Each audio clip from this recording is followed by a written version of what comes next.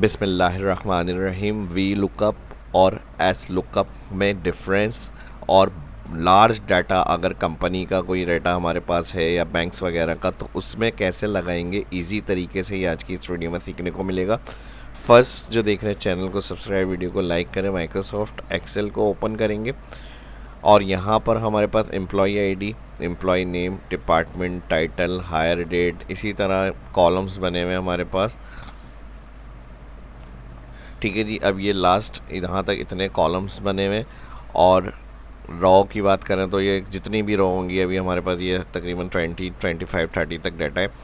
तो इसका find record करना है हमें। अब फाइंड रिकॉर्ड के लिए हम या तो स्क्रॉल कर लेते हैं या फिर एक अलग शीट के ऊपर हम प्लस क्लिक करेंगे और यहाँ से हेडिंग को मैं कर रहा हूँ कंट्रोल सी कॉपी, और यहाँ पे आके कंट्रोल वी पेस्ट,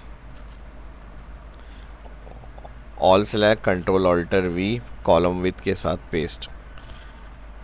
अब आईडी हम कोई भी यहाँ पर एंटर कर रहे हैं, जैसे मैं यहाँ से एक दो आईडी को सिलेक्ट कर रहा हूँ कंट्रोल के साथ, कंट्रोल सी कॉपी, और शीट में आके कंट्रोल वी किया पेस्ट।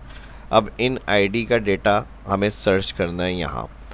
अगर हम एस लुकअप की बात करें तो एस लुकअप में फर्स्ट हमारे पास लुकअप वैल्यू होती है, वो ये सेल आ गया जिससे लुकअप करनी है।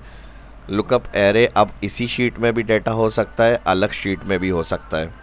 और इसके साथ लुकअप एरे में हम शीट 1 पे जाएंगे, फर्स्ट जो आईडी कॉलम है वो सिलेक्ट करेंगे फुल हेडिंग के पास से, कॉमा, उसके बाद रिटर्न एरे के लिए अब हमारे पास सीक्वेंस कॉलम दिए हुए हैं और हमने हेडिंग कॉपी पेस्ट करी हुई है सेम कॉलम की। तो यहाँ से अब फर्स्ट कॉलम अगर हम लुकअप वैल्यू रिटर्न एरे में ये सिलेक्ट करेंगे तो इसका डाटा फाइंड हो जाएगा। ब्रैकेट क्लोज करके एंटर करके चेक कर लें, तो अब ये इसका डाटा हमें फाइंड होकर मिल गया। लेकिन प्रॉब्लम क्या है कि बहुत सारे कॉलम्स हैं।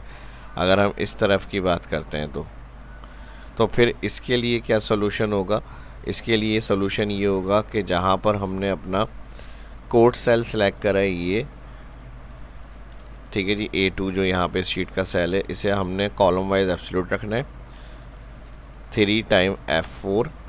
फर्स्ट हमारे पास ये वाला जो कॉलम हमने ऑल सेलेक्ट करा है, इसको भी हम करेंगे F4, क्योंकि इसी आईडी से डेटा निकालना है ऑल कॉलम हेडिंग्स का।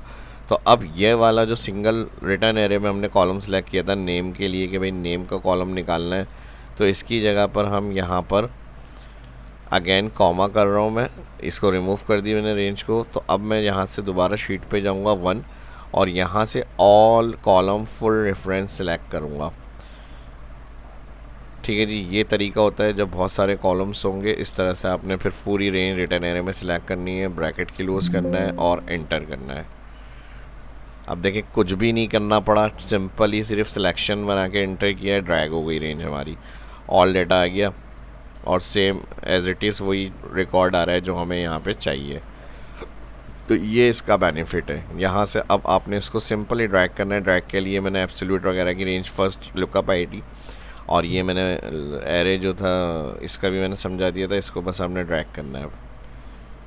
ऑल लिस्ट हमारी ऑटोमेटिक देखें जनरेट हो गई, आखिरी कॉलम तक हमें ड्रैग करने की भी ज़रूरत नहीं पड़ी। अब ये तो था एस लुकअप। अब इसी तरह अगर हम वी लुकअप से इसको फाइंड करके देखना चाह रहे हैं तो वी लुकअप में फिर हमें क्या करना पड़ता है, यहाँ से हम आएंगे, इस हेडिंग्स को हमने सेलेक्ट करा, कंट्रोल सी करके कॉपी किया पेस्ट, और यहाँ से मैंने इस रेंज को रिमूव किया। अब अगर मैं वी लुकअप को यूज़ करूँगा तो वी लुकअप में हमारे पास ये आ गया, ठीक है जी, लुकअप आईडी, इसको भी रो वाइज एब्सोल्यूट करना है, कॉलम वाइज 3 टाइम F4। अब टेबल एरे में हमारे पास रेंज कहाँ पर है, शीट 1 पे। ये डाटा हमारा फर्स्ट कंट्रोल लेफ़्ट एरो से फर्स्ट हेडिंग पर आएंगे, control shift right and down. इसमें फिर आपको पहले फुल डाटा सिलेक्ट रेंज करनी होती है, तो आपने ये सिलेक्ट रेंज करी। अब वी लुकअप के अंदर हमारे पास ऑप्शन क्या होता है, ये इसका फॉर्मूले का सेंटेंस आ रहा है पूरा। लुकअप वैल्यू हो गई, जो शीट में कोड लिखा हुआ था सेल, वो कॉलम वाइज फिक्स।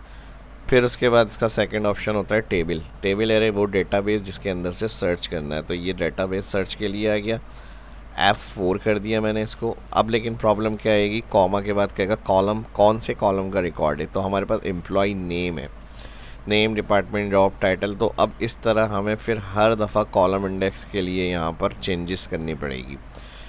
तो कॉलम इंडेक्स के लिए चेंजेस नहीं करनी पड़े तो हमारा सेम कॉलम 1 और 2 कॉलम नेम है जो डेटाबेस के अंदर है, तो 3 डिपार्टमेंट है, 4 जॉब टाइटल है।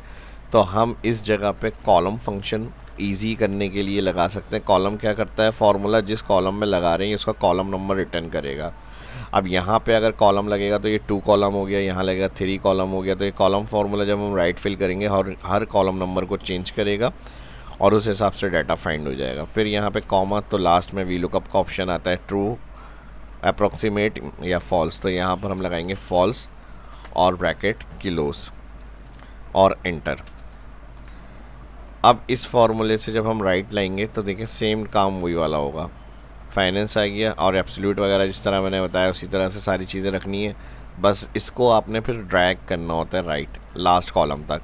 ये ऑटो एरे में रेंज अप्लाई नहीं होगी, फार्मूला रिजल्ट वही देगा जो एस लुकअप से हमने यूज़ किया है और जो वी लुकअप से, लेकिन इसका पर्पस ये होता है कि आपने ड्रैग करना है डाउन और राइट, और इसमें फिर हम डायरेक्टली अप्लाई कर सकते हैं इस तरह से।